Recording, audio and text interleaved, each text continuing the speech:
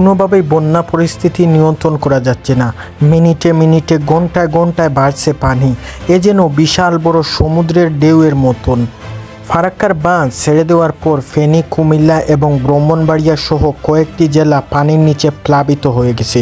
এখন কথা হলো, ফেনী এবং নোয়াখালী, কুমিল্লা জেলায় এই তিন জেলায় বেশি পানি কেন? এই তিন জেলার পাশেই রয়েছে পদ্মা নদী এবং মেঘনা নদী, যেখানে বিভিন্ন ছোটো ছোটো নদীর সূত্র ধরে সেখানে পানি এসে সোজা তাদের ঘর বাড়িতে প্লাবিত হয়। মানুষ আশ্রয় কেন্দ্রে যাওয়ার জন্য কোনো নৌকা কিংবা যানবাহন পাচ্ছে না। বিভিন্ন ত্রাণ সংস্থা সেদিকে যাওয়ারও চেষ্টা করছে, কিন্তু ফেনী শহরে বিশাল যানজট লেগে সেদিকে প্লাবিত হচ্ছে। আজ কিছুটা পানি স্বস্তির ও কমতে শুরু করেছে, কিন্তু সমস্যা হলো ফেনীতে মানুষ সেদিকে যেতে পারছে না। বিভিন্ন ত্রাণ সংস্থা তাদেরকে টাকা এবং চাল এবং বিভিন্ন টিন যানবাহন তাদের যেমন ক্ষতি হয়েছিল সেগুলো পুষিয়ে দেওয়ার চেষ্টা করছে। মানুষের গরু, বাছুর, হাঁস, মুরগি বিভিন্ন কিছু ইত্যাদি মানুষ রক্ষা করতে পারছে না। এ যেন মরণ একটি ফাঁদ। তারা মানুষকে জানিয়েছেন তারা ভালো নেই এবং বিভিন্ন আশ্রয় কেন্দ্রগুলো মানুষে ভরে গেছে। আমার বাড়ি হলো ফেনী জেলা, ফেনী জেলা সোনাগাজী উপজেলা ৪ নম্বর মতিগঞ্জ ইউনিয়নের ১ নম্বর ওয়ার্ড ফালগিরি গ্রাম।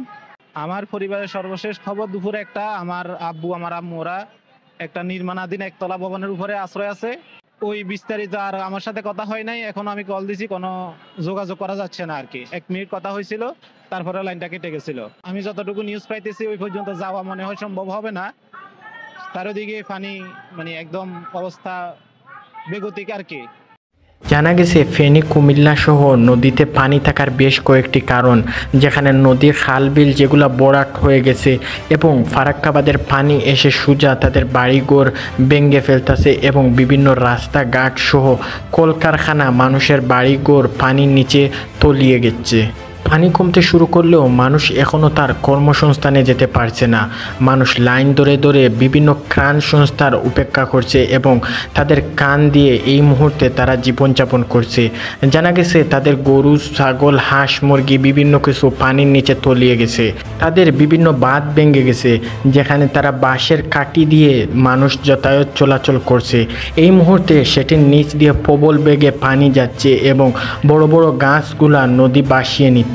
এদিকে আশ্রয় কেন্দ্রেও পানি ঢুকে অবস্থা বেগাল হয়ে গেছে, যার কারণে পানি একে তো কমতে শুরু করেছে, এদিকে মৌলভীবাজারে পানির অবস্থা আরও বেশি খারাপ।